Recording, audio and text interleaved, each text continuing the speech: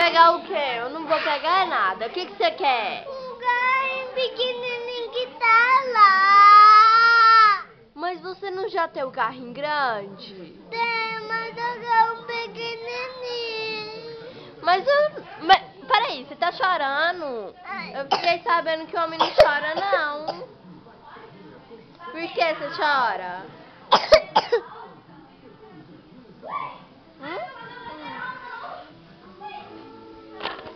Ei, você não quer o carrinho pequenininho? Quero. Mas o que é que você vai fazer com o carrinho pequenininho? Brincar com ele, mas é meu.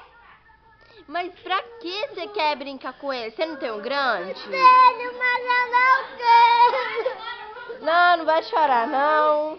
Eu sou uma irmã muito mal, por isso que eu não vou te dar o carrinho.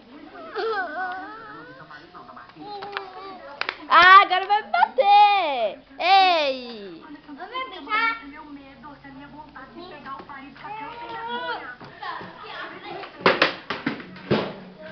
Ei! Eu vou chamar a mãe.